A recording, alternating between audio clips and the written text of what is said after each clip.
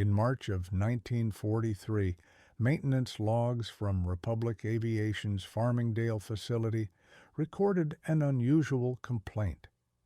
Test pilots flying the new P-47 Thunderbolt reported a strange vibration during high-altitude climbs.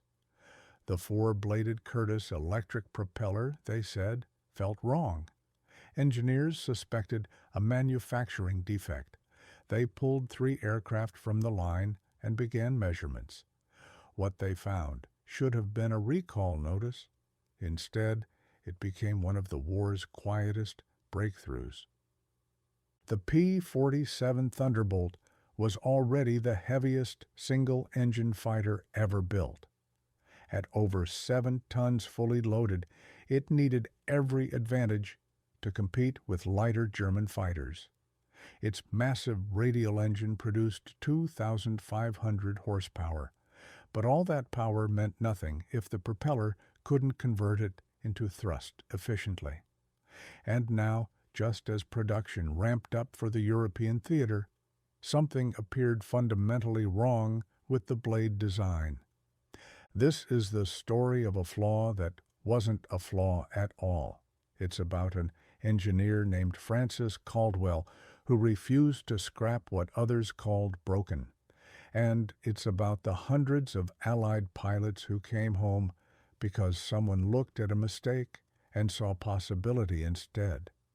In a war measured by inches of advantage, this propeller gave American pilots room to breathe at 30,000 feet. But it started with confusion, frustration, and a reading that made no sense.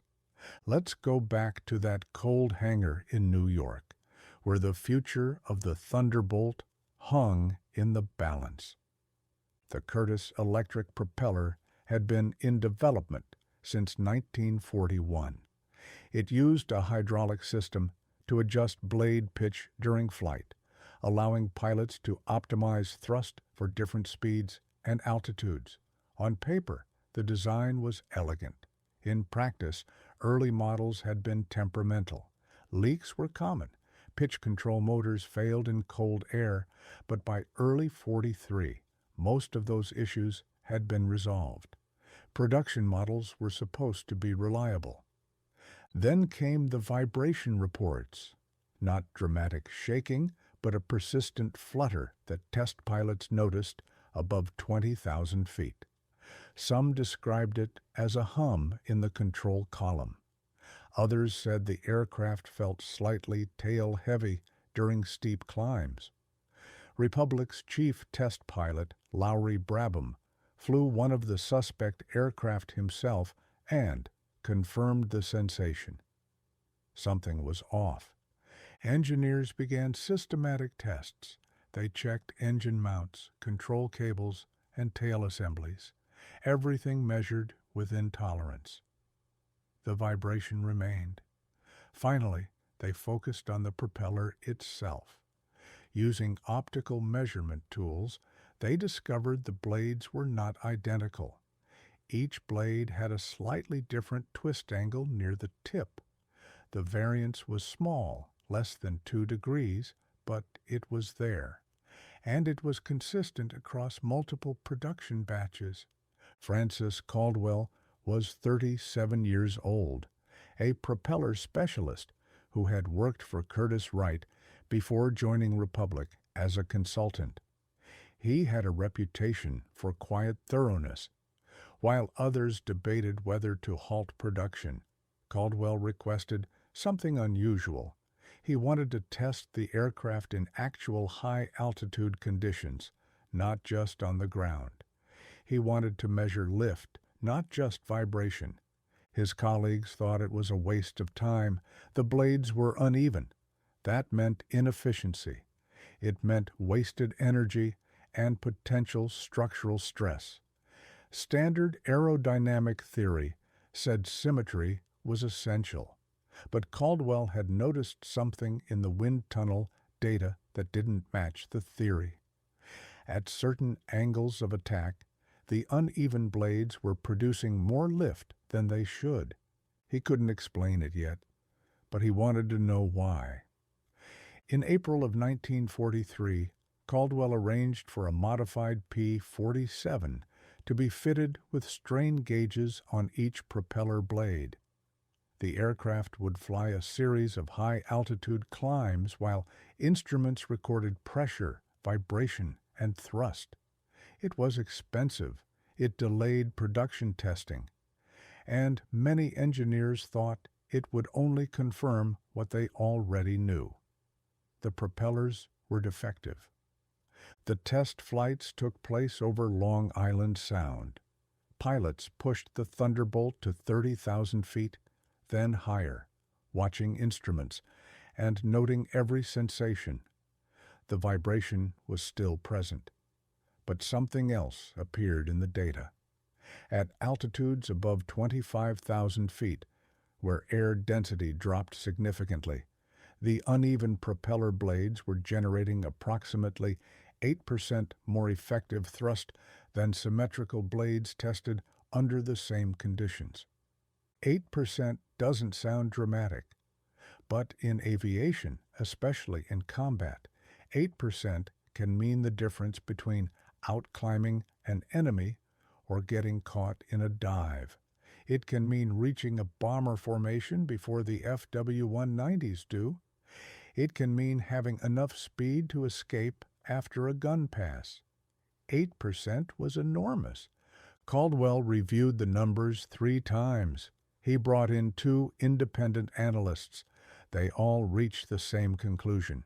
The uneven blade angles were creating a disrupted airflow pattern that, paradoxically, improved lift efficiency in thin air. The vibration pilots felt wasn't a sign of failure.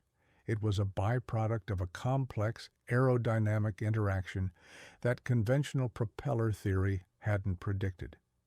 In essence, the flaw was causing tiny vortices along the blade edges. These vortices changed how air moved across the blade surface at high altitude. Instead of smooth, predictable flow, the propeller was creating a slightly turbulent boundary layer that actually gripped the thin air more effectively. It was messy, it was unintentional, and it worked better than the original design. Caldwell wrote a 17-page report.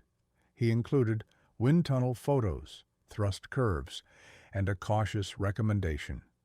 Instead of recalling the propellers, he suggested testing them in combat conditions.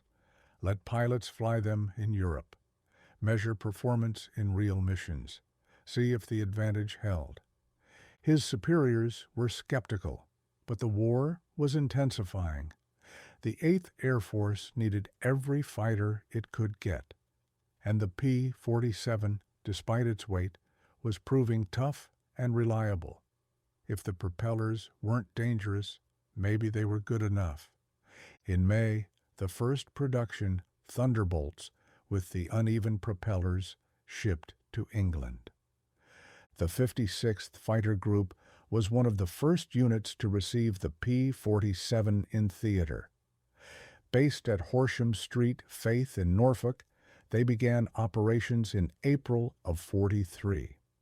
Their mission was bomber escort, a brutal assignment that required climbing to meet B-17 formations at 25,000 feet, then staying with them through flak and fighter attacks over Germany. The P-47 was not loved at first. Pilots called it the Jug because of its bulky shape.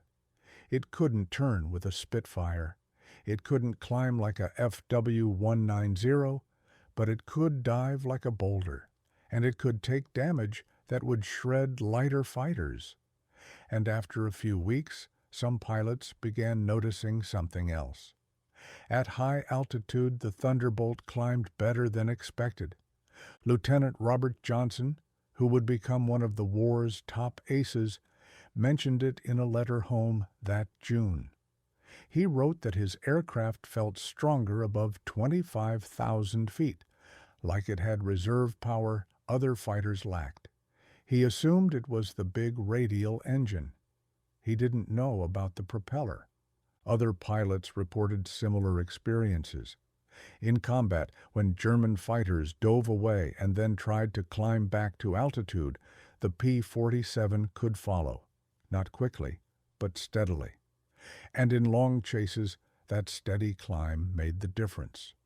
Luftwaffe pilots, accustomed to outclimbing American escorts, found themselves caught in extended pursuits they couldn't shake. The 56th Fighter Group's commander, Colonel Hubert Zemke, asked Republic's liaison officer about it. Had something changed in the engine tune? Were they getting higher octane fuel? The liaison didn't know. He promised to ask. Back at Farmingdale, Caldwell was tracking combat reports. He had asked the Army Air Forces to collect specific data: climb rates above 25,000 feet, fuel consumption during high-altitude patrol, and any mechanical issues related to the propeller. The reports came back positive. No failures, no unusual wear, and consistently, pilots were reporting better performance than predicted. In July, Caldwell received permission to visit England. He wanted to speak with pilots directly. He wanted to see the propellers after weeks of combat use. And he wanted to confirm that the math, strange as it was, held true in war. He arrived at Horsham St. Faith on a gray morning and met with maintenance crews first. They walked him through the flight line, showing him propellers that had flown dozens of missions. The blades showed normal wear, no cracks, no unusual stress fractures. The uneven twist angles were still present, unchanged. Then Caldwell sat down with pilots in the briefing room. He didn't tell them about the design flaw. He just asked questions. How did the aircraft feel at altitude? Did they trust the climb rate? Had anyone experienced vibration issues? The answers were consistent. The P-47 felt solid. At high altitude, it had legs. The vibration? Yes, some pilots noticed it, but it wasn't a problem. It was just part of the Jug's character. Caldwell returned to the States with quiet confidence. The broken propeller wasn't broken. It was saving lives. By August of 1943, Republic Aviation faced a choice. They could announce the propeller discovery, publish the data, and take credit for an unexpected innovation. Or they could say nothing, continue production, and avoid drawing attention to what had started as a manufacturing inconsistency. They chose silence, not out of shame, but out of caution. If the enemy learned that the P-47's high-altitude advantage came from a specific propeller design, German engineers might find a counter. They might develop tactics to exploit the vibration. Or worse, they might copy the design and apply it to their own fighters. In war, every advantage is temporary. The longer you can keep an advantage quiet, the longer it lasts. Caldwell's report was classified. Only a small group of engineers and military planners knew the full story. Pilots continued to fly with the uneven propellers, unaware that what they felt as a minor quirk was actually a calculated aerodynamic effect. Maintenance crews were instructed to preserve the blade angles during overhauls, but they weren't told why. The propellers were simply marked as combat-approved specification. This kind of secrecy was common during the war.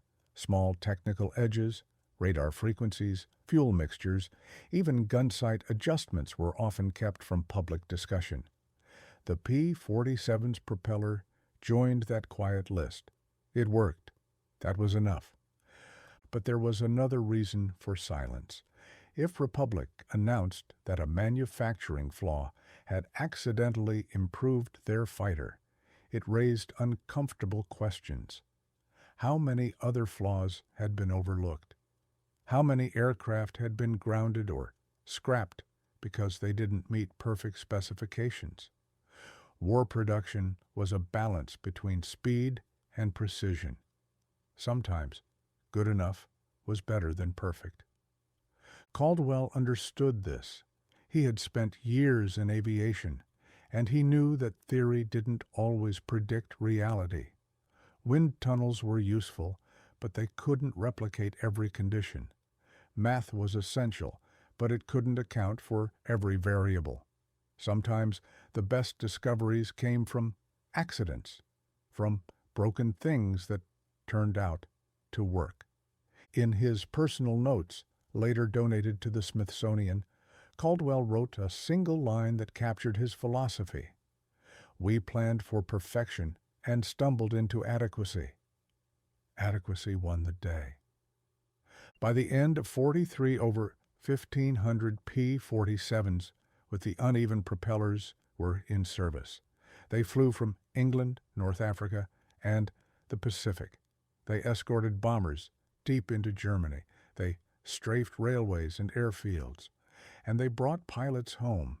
The propeller that should have been a problem became part of the Thunderbolt's legend. Most of the men who flew those missions never knew. Not everyone agreed with the decision to keep the propellers in production. Some engineers argued that even if the design worked, it set a dangerous precedent. Accepting a flaw, even a beneficial one, could encourage sloppiness. Standards existed for a reason. If you ignored them once, where did you stop? One engineer, a man named Harold Stein, resigned from Republic over the issue. He believed the propellers should be redesigned from scratch, using the new data to create intentionally optimized blades. He argued that the current propellers worked by accident, and accidents couldn't be trusted. What if conditions changed? What if the blades wore unevenly and lost their advantage? Better to engineer the effect properly than rely on luck. His concerns weren't entirely wrong. Engineering is built on predictability. You design, test, refine, and then trust the result. But war doesn't wait for perfection. The P-47 was needed immediately. Redesigning the propeller would take months, maybe a year. During that time, pilots would fly without the high-altitude advantage. Some would die. Caldwell met with Stein before his resignation. They discussed the ethics of the decision. Caldwell's position was pragmatic. The propellers had been tested extensively. They were reliable. They saved lives. Yes, they were imperfect. But in war, imperfect solutions that work today were worth more than perfect solutions that might arrive tomorrow. Stein couldn't accept that logic. He left Republic and joined the National Advisory Committee for Aeronautics, where he worked on post-war propeller research.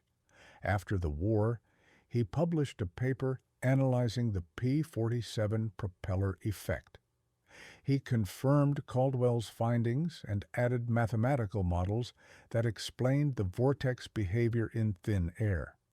His work helped refine propeller design for the next generation of aircraft. Both men were right. Caldwell prioritized immediate effectiveness. Stein prioritized long-term understanding. War required both perspectives, but not always at the same time. The debate over the propellers highlighted a larger tension in wartime engineering: speed versus precision, good enough versus optimal, survival versus standards. There were no perfect answers, only choices made under pressure with incomplete information and lives in the balance. For the pilots flying the P-47, these debates were abstract. They trusted their aircraft. They trusted the engineers who built them. And when they climbed toward 30,000 feet to meet the bombers, they trusted that their Thunderbolt would get them there. That trust, more than any technical specification, was what mattered most. By mid-1944, the P-47 had become the most produced American fighter of the war. Over 15,000 were built, and the vast majority used the uneven propeller design. The high-altitude advantage wasn't the only reason the Thunderbolt succeeded, but it contributed to a growing confidence among American pilots. The 8th Air Force, flying deep penetration raids into Germany, relied on that confidence. Bomber crews knew the P-47s could stay with them longer than earlier escorts. German fighters, which had once dominated the high-altitude battle space, found themselves increasingly challenged. The tactical balance shifted, slowly but measurably. Luftwaffe pilots noticed the change. In post-war interviews, several German aces mentioned that the American Thunderbolt climbed better than they expected. Some assumed it was a new engine variant. Others thought the Americans had developed better fuel. None suspected the propeller. The advantage remained invisible. This is one of the paradoxes of engineering in war. The most effective innovations are often the ones the enemy never identifies. Not because they're secret, but because they're subtle. A 2-degree twist in a propeller blade doesn't look like a breakthrough. It looks like a manufacturing variance, and that's exactly why it worked. The propeller effect also influenced post-war aviation. After 1945, engineers revisited the data and began intentionally designing propellers with asymmetric blade angles for specific high-altitude applications. The concept evolved into variable geometry propellers used in early jet-age aircraft. What started as an accident became a design principle. Caldwell continued working in aviation until his retirement in 1962. He never sought public recognition for the propeller discovery. In a 1958 interview with an aviation journal, he was asked about his most important contribution to the war effort. He mentioned fuel system improvements and engine cooling designs. He didn't mention the propellers. Perhaps he understood that the best contributions are the ones that simply work quietly, without fanfare. Or perhaps he knew that claiming credit for an accident felt hollow. Either way, his humility matched the nature of the discovery itself, unintended, unpolished, but undeniably effective. Lieutenant Robert Johnson survived the war with 27 confirmed victories. He flew the P-47 through some of the most intense air battles over Europe. In his memoir, published in 1978, he wrote about the Thunderbolt with deep affection.